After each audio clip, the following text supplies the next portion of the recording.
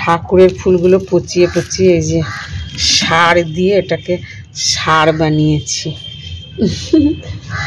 এগুলো দিল্লিতে এখন খুব রোদ, মানে এত রোদ উঠে ওঠে, কিন্তু গরম যে খুব তা না, এই রোদের তাপটাই বেশি। এই যে জবা গাছে কুঁড়ি হয়েছে,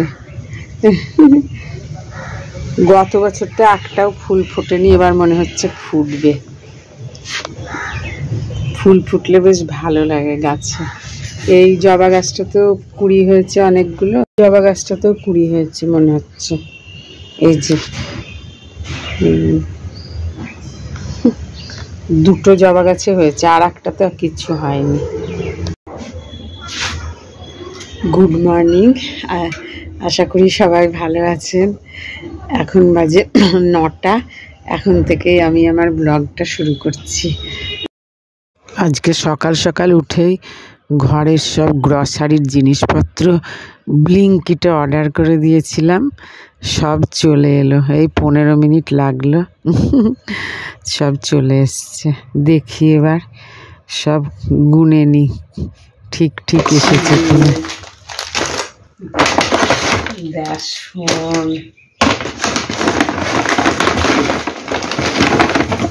ব্রাউন সুগার,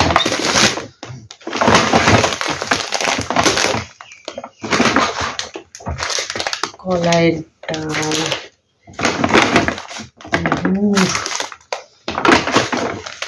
প্রচুর জিনিস। এই 3 মাস আগে কলকাতায় যাওয়ার আগে সব বাড়ির বাজার করেছিলাম, তারপরে এসে ওই অল্প অল্প সব নিয়ে এলাম।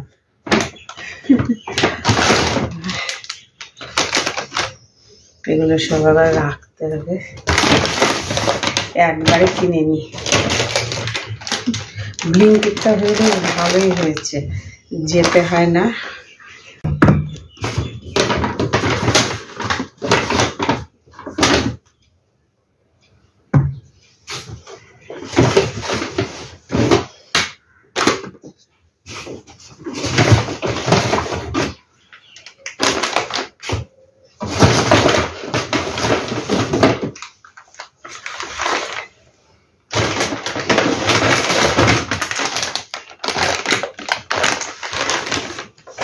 শুকনো লঙ্কা,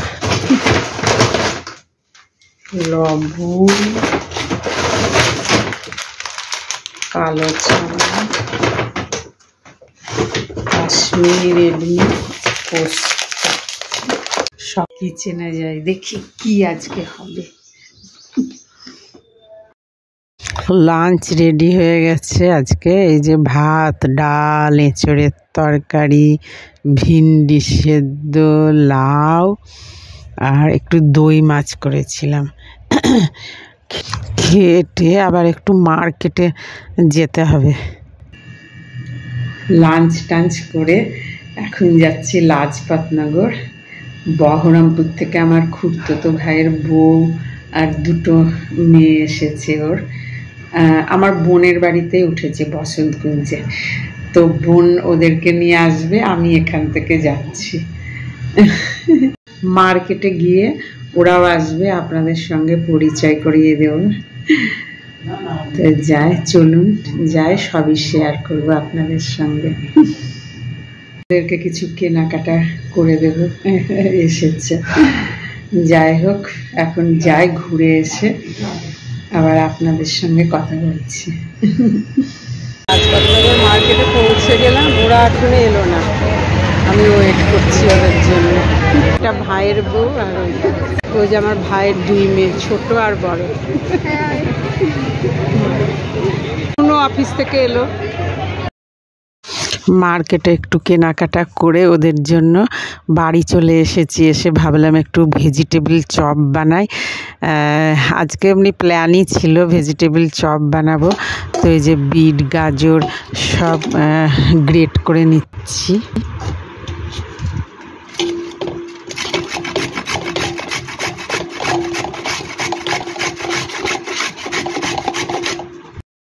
এই আলুটা বয়েল করা ছিল, মেখে নিই।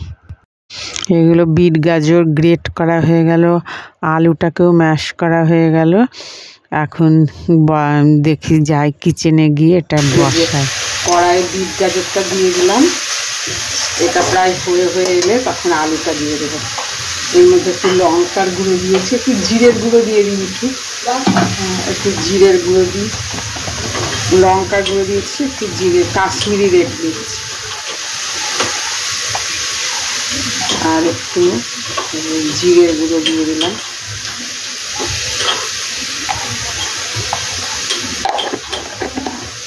আলুটা হয়ে এলে এটা হয়ে এলে তখন আলুটা দেবো।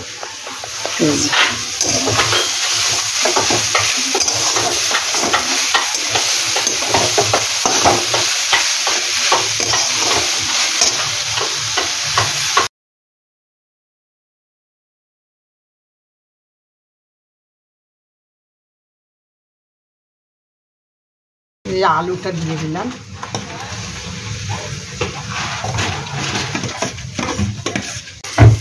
কালকে কি রান্না হবে মিঠু জিজ্ঞেস করছে। এর মধ্যে একটু কিশমিশও দিয়ে দিলাম, কতগুলো কিশমিশ দিলে ভাল লাগে বলো? কিশমিশ, কাজু বাদাম, কিশমিশ বাদাম সব দিয়েছি। হ্যাঁ, তোমার ইসে আছে ওই যে বিস্কুট গুঁড়ো আছে না? হ্যাঁ, বিস্কুটের গুঁড়ো দেখতে হবে। শীতকালে ভালো লাগে এগুলো। শীতকালে তো এবার এখানে থাকলাম না, এবার তো 3 মাস প্রায় কলকাতায় থাকলাম। কি করবো, এবার প্রত্যেক বছর শীতকালে করি, এবার আর শীতকালে করা হয়নি, আমি ছিলাম না। না, দিইনি, দাও। তাই এখন একবার করে নি। শীতকালে তো 2-3 দিনই হয়। একটু কর্নফ্লাওয়ার দিয়ে দিলাম, তাহলে একটু টাইট হবে। অল্পই দিব, আবার তো কর্নফ্লাওয়ার দিয়ে তো ইয়ে করতেই হবে। হ্যাঁ, দিয়ে নাড়লো, আমি খাবো। এটা প্রায় হয়ে গেছে। বিট গাজরের পুরটা রেডি। ভালো হয়েছে না বিটটা? দারুণ হয়েছে। বিটটা খুব লাল, খুব লাল বিটটা, দারুণ।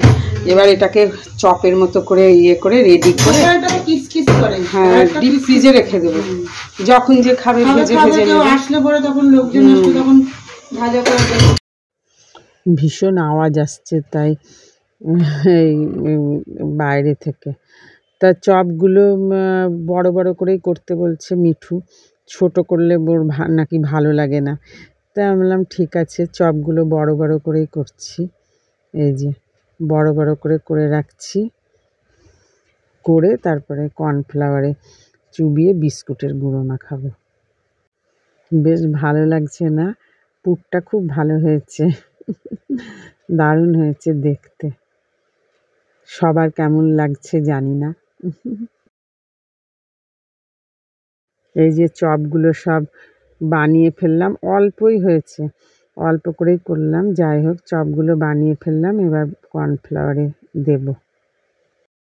এই যে কর্নফ্লাওয়ারটা গুলে নিয়েছি, এই যে কর্নফ্লাওয়ার গুলে এর মধ্যে আগে ওটাকে ডিপ করে নেব, চপটাকে দিয়ে বিস্কুটের গুঁড়ো মাখিয়ে রাখবো।